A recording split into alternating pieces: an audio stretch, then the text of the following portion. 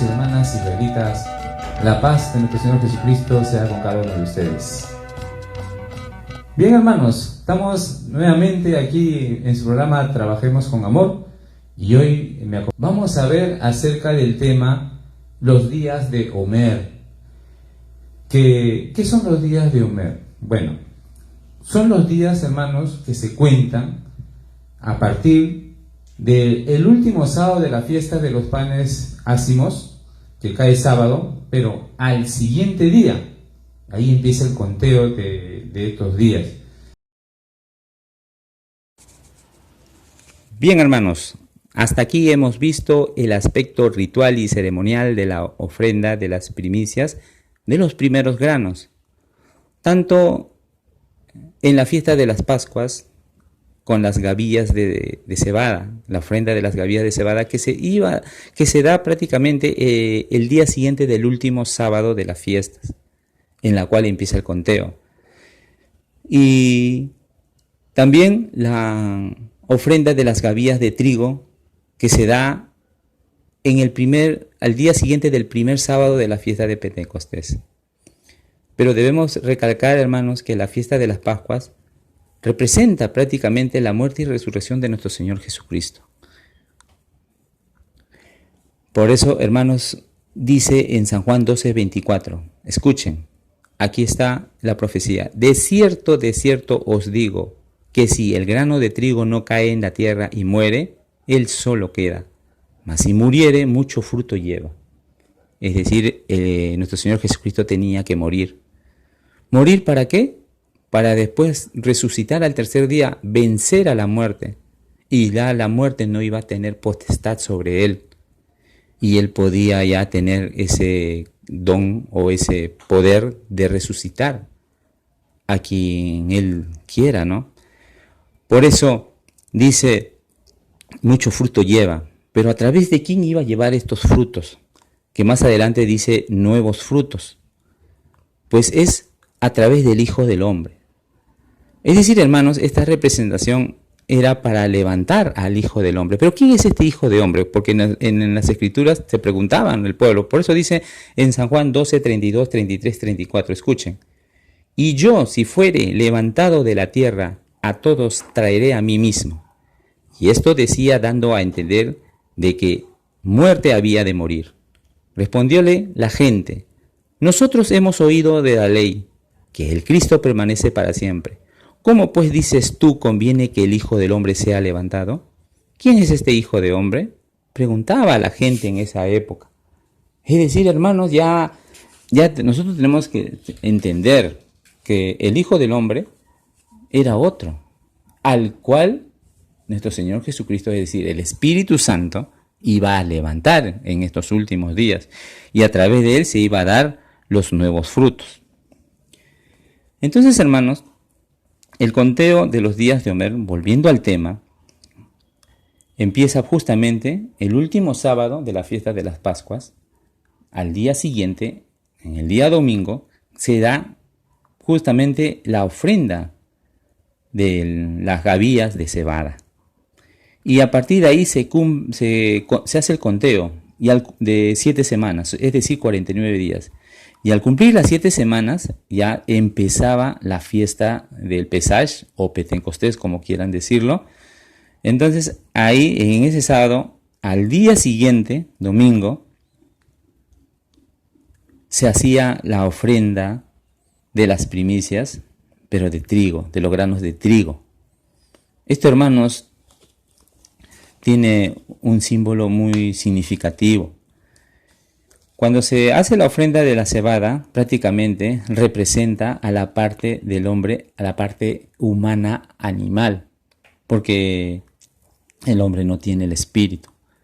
Pero a través del tiempo, del conteo, llegando a la fiesta de Pentecostés, en la ofrenda del trigo, entonces, hermanos, ahí esto simboliza ya la parte espiritual que tenía que, o que tiene que tener el ser humano. Por eso, esto se da en el día 50, que cae domingo. Se da la ofrenda de los granos de trigo. Parábola, hermanos, que dio a entender nuestro Señor Jesucristo para este tiempo, el cual levantará al Hijo del Hombre como primicia de los nuevos frutos.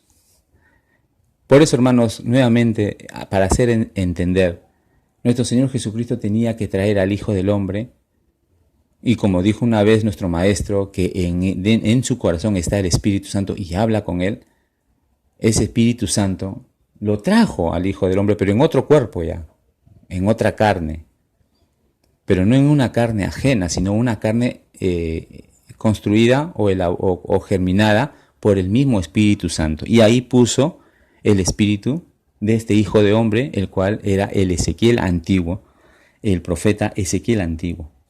Entonces él, a través de él, se iba a dar la primicia de los nuevos frutos. Por eso dice en 1 Corintios capítulo 15, versículo 23, dice: mas cada uno en su orden, Cristo, las primicias, luego los que son de Cristo en su venida, dice. ¿Se dan cuenta, hermanos? Pero Cristo, las primicias, ¿quién es? Y eso nos va a responder nuestro Maestro en el siguiente audio. Vamos a escuchar primero la voz del Maestro en este audio y después leemos la transcripción. Entonces, para hacerles entender, les voy a leerles en 1 Corintios. Dice: más ahora Cristo ha resucitado de los muertos, primicias de los que durmieron en él. Primicias, ¿a quién se refiere primicias? No queremos saber. Entonces, primicias, Jeremías 2:3 dice: santidad era Israel a Jehová, primicias de sus nuevos frutos. Primicias de Dios es Israel. Por eso dijo acá: primicias de los que durmieron es hecho. Entonces, santidad era Israel a Jehová, primicias de sus nuevos frutos. Todos los que le devoran pecarán, mal vendrá sobre ellos, y dice Jehová.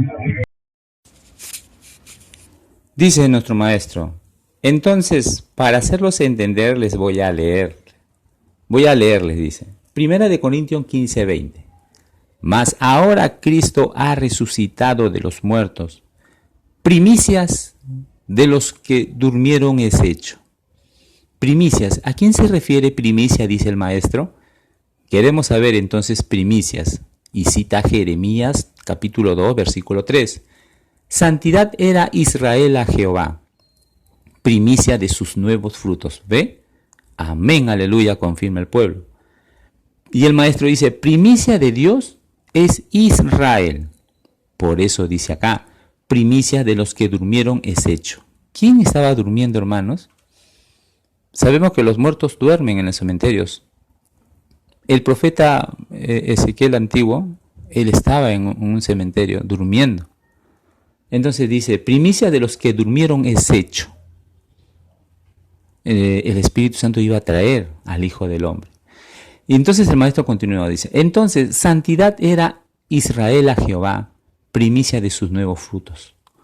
Todos los que lo devoran pecarán, mal vendrá sobre ellos, dice Jehová. Bueno, hermanos, hemos escuchado la voz del Maestro en este audio, y de acuerdo a lo que dice Pablo cuando cita 1 Corintios 15:20, nos explica que Cristo ha resucitado de los muertos. Entonces, primicia de los que durmieron. Él fue el primero que resucitó. Pero iba a resucitar en este último tiempo a alguien. Y justamente él lo profetizó. A alguien que ya había muerto muchos años. Entonces, él iba a ser el primer resucitado de parte del Espíritu Santo. Porque si sabemos que Jesús resucitó, sí, pero Jesús era solamente carne, era vestimenta. El Espíritu Santo que estaba dentro de él es el que se levantó. Venció a la muerte. Pero tenía que haber alguien que el Espíritu Santo, que no fuera Jesús, tenía que haber alguien que él iba a levantar por primera vez, que iba a ser el primer resucitado. Por eso, eso es lo que se refiere aquí cuando Pablo habla, dice, Cristo ha resucitado de los muertos, primicia de los que durmieron, dice, y se refiere a aquella primicia que es Israel. Ustedes saben también que el maestro en un testimonio, en un audio, dice, sobrenombre expuesto de Israel a Ezequiel. Y en otro audio habla acerca de que Ezequiel no todos son siervos de Dios, sino uno nomás. Por eso, hermanos, tenemos que ir aclarando todas estas cosas, porque no todo lo que se llama Ezequiel, como hoy en día creen que el misionero de la IMIMPU, que también tiene el nombre de Ezequiel, creen que él es, pero no. El maestro bien claro dijo, solo uno es. Entonces, hermanos, este cumplimiento se da en la segunda venida de Cristo. No estamos hablando de que la segunda venida de nuestro Señor Jesucristo, porque nuestro Señor Jesucristo, Él va a venir en el último tiempo ya para llevarse a las almas y darla al Padre. Entonces, hermanos, esta segunda venida de Cristo en la tierra, y se iba a dar en los gentiles, pero ¿a través de quién? ¿De quién profeta? De Ezequiel, el Hijo del Hombre. Como en el tiempo antiguo, las primeras primicias santas fueron los que creyeron en su primera venida. En la época de nuestro Señor Jesucristo creyeron los discípulos, y creyeron solo algunas personas, no todo el mundo.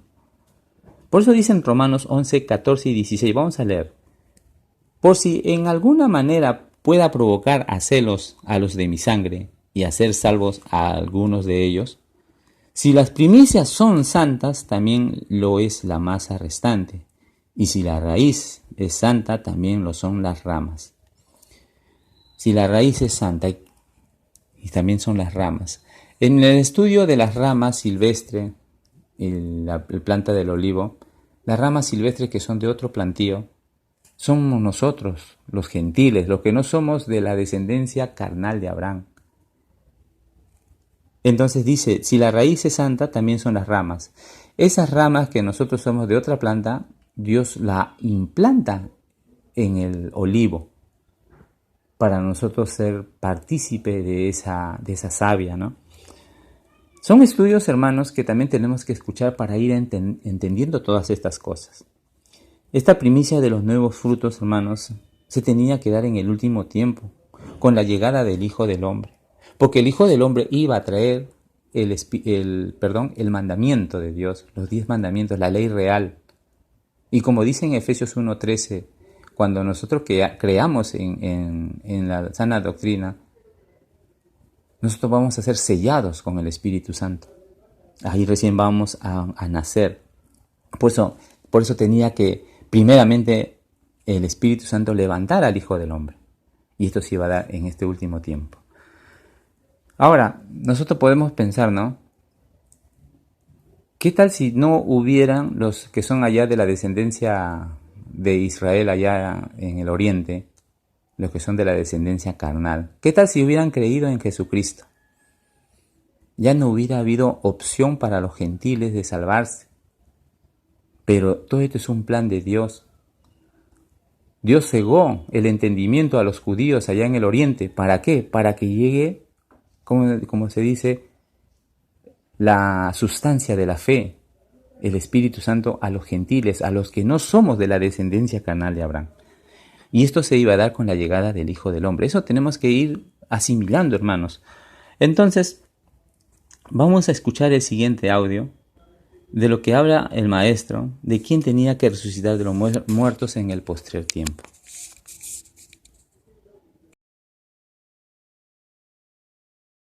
Ahora vamos a mostrarle quién tenía que resucitar de los muertos en el postrer tiempo. Mateo capítulo 17, verso 9, dice: y como descendieron del monte, los mandó. El paradero de Jesús en aquel tiempo era el monte de las olivas. Por eso dice, y como descendieron del monte, les mandó Jesús el mismo, diciendo: no digas a nadie la visión. Quiere decir que en visión le mostró a sus apóstoles lo que tenía que suceder en estos días, en el último tiempo. Entonces, no digas a nadie la visión, dice, hasta que el Hijo del Hombre resucite de los muertos. ¿Cómo la Escritura declara? Clarito. Entonces, y ahora Él es primicia de los nuevos frutos de Dios. Entonces, eso es lo que quiere decir que estamos siguiendo un Pedro. Por ejemplo, dice: bendito el Dios y Padre de nuestro Señor Jesucristo, que según su grande misericordia nos ha regenerado en esperanza viva, por la resurrección de Jesucristo de los muertos. Entonces ahora, como ha resucitado de los muertos, entonces ahora toda la gente, por eso los israelitas están regenerados según su grande misericordia, nos ha regenerado en esperanza viva, por la resurrección de Jesucristo de los muertos. ¿Se dan cuenta? Y ahora están regenerados por la resurrección de Jesucristo. Si no resucitaría de los muertos, entonces no estaríamos regenerados. No estaríamos regenerados con la esperanza viva. Dice el maestro: ¿quién tenía que resucitar de los muertos en el postrer tiempo? Y cita Mateo 17:9. Y como descendían del monte, Jesús les mandó diciendo: no digáis a nadie la visión hasta que el Hijo del Hombre resucite de los muertos. El paradero de Jesús, dice el maestro, en aquel tiempo era el monte de las Olivas. Por eso dice: y como descendían del monte, Jesús le mandó, él mismo, diciendo: no digáis a nadie la visión. Quiere decir que en visión lo mostró a los apóstoles lo que tenía que suceder en estos días, en el último tiempo. Entonces, dice el maestro, no digáis a nadie la visión hasta que el Hijo del Hombre resucite de los muertos. Ya nuestro maestro interpreta. Y continúa, dice, como la Escritura declara clarito, entonces y ahora, Él es primicia de los nuevos frutos de Dios. Entonces eso es lo que quiere decir. Y estamos siguiendo de Primera de Pedro. Por ejemplo, dice, Primera de Pedro 1:3, bendito sea el Dios y Padre de nuestro Señor Jesucristo, que según su grande misericordia nos ha regenerado en la esperanza viva. Regenerado en la esperanza viva por la resurrección de Jesucristo de los muertos. ¿Ve? Entonces ahora, como ha resucitado de los muertos, entonces ahora toda la gente, por ejemplo los israelitas, están regenerados según su grande misericordia. Nos ha regenerado en esperanza viva, ¿ve? Por la resurrección de Jesucristo de los muertos. ¿Se dan cuenta? Dice el maestro. Y ahora están regenerados con la resurrección de Jesucristo. Si no resucitaría de los muertos, entonces no estaríamos regenerados. No estaríamos regenerados con la esperanza viva, nos aclara nuestro bendito maestro. Bien, hermanos, ¿por qué dice que si no él no hubiera muerto, nosotros no podíamos estar regenerados?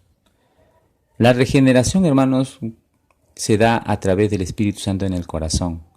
Si nosotros no tenemos el Espíritu Santo, que en otro estudio también se le denomina la gloria es el Espíritu Santo. Si no tenemos esa gloria en el corazón, ese Espíritu Santo, ese sello, nosotros no vamos a poder regenerarnos. Por eso que los antiguos israelitas allá en el oriente, ellos no podían cumplir la ley, porque no tenían el Espíritu Santo. Por eso que transgredían la ley. Por eso que ponían más carga al pueblo. Creaban leyes que no eran de Dios para su beneficio propio. Por eso, hermanos, nuestro maestro dice que quien tenía que venir, ¿quién era? Tenía que venir Israel, dice. ¿Se dan cuenta, hermanos?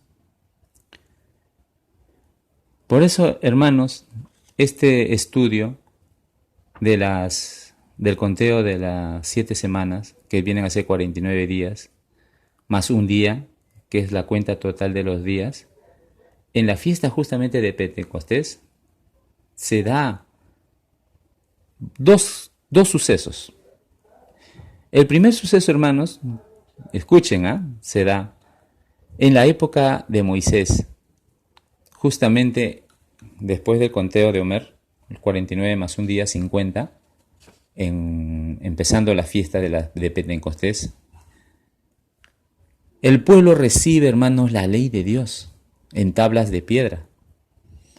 Y el segundo suceso, hermano, pasa en la época de nuestro Señor Jesucristo con los apóstoles. Ellos reciben el Espíritu Santo justamente en el cumplimiento de las 7 semanas, justamente en la fiesta de Pentecostés. Ahí ellos reciben el Espíritu Santo. Eso fue a través de las Sagradas Escrituras de la Biblia. Pero iba a haber un tercer suceso, que es la profecía. Y esto quisiera que me entiendan, hermanos. En Daniel habla acerca de las 7 semanas de años, la llegada del Mesías. Mesías, hermano, o Cristo, es la carne. Es esta carne ungida por el Espíritu Santo. Quien ungió a Jesucristo en el vientre de María fue el Espíritu Santo. Quien ungió al Hijo del Hombre en el vientre de la madre del Maestro fue el Espíritu Santo. Y a esa carne se llama Mesías, se llama Cristo. Por eso en Daniel habla acerca de las 7 semanas de años. Pero ¿esto qué tiene que ver? Muchos se preguntarán. Esta, como ustedes pueden ver, es una simple operación, pero que tiene mucho significado. Estas 7, por ejemplo, 7 semanas de años, son 49 años. Y en la fiesta del jubileo, nuestro maestro dice, y en el año 50 hay uno que se jubila para Dios. Escuchen ese estudio, hermanos. Nuestro maestro nació en el año de 1918. Si al año 1918 le sumamos las 7 semanas de años, que son 49, vamos a llegar al año de 1967. Y curiosamente, en el año 50, que es 1968, llega la ley de Dios al pueblo a la nación del Perú, al pueblo peruano, a esta nación de gentiles, a través del Hijo del Hombre, para pregonar a través de la ley de Dios libertad a toda la tierra. Y los que crean llegan a ser la primicia de los nuevos frutos. Ya no vamos a hacer los frutos de la descendencia carnal de Abraham, sino de la descendencia espiritual, hermanos. Y de esto nos va a hablar nuestro maestro en el siguiente audio. Nos va a hablar acerca de cómo llegó la ley real al pueblo del Perú, en qué año y a través de quién presidente fue quien recibió esto. Vamos a escuchar al maestro. Queremos que nos explique Daniel 9:25. Es 9:25. Y esta pues se entienda que desde la salida de la palabra para restaurar y edificar a Jerusalén hasta el Mesías, príncipe, habrá 7 semanas y 72 semanas. Esto habla así. Sepa que se entienda, dice, que desde la salida de la palabra tiene que salir la palabra, digamos, al mundo. Eso se cumplió en tiempo de Velázquez. Quiere decir que Isaías dice eso. En el tiempo del presidente Bertinao, Velázquez. Y los 10 mandamientos los llevé a otro, la Biblia más, no sé qué. Es este año que se dio los 10 mandamientos. Entonces, hasta el Mesías, claro, que van a entender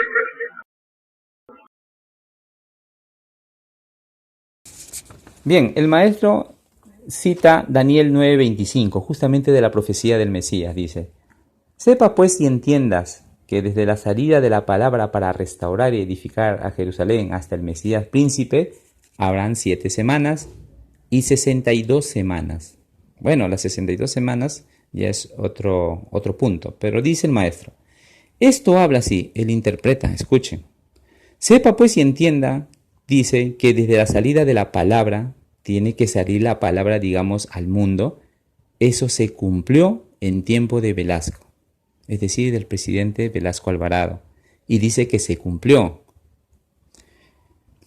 Y el maestro dice, quiere decir que en Isaías dice, en el tiempo del presidente del finado Velasco, que los 10 mandamientos lo llevé, aún con la Biblia más lo obsequié.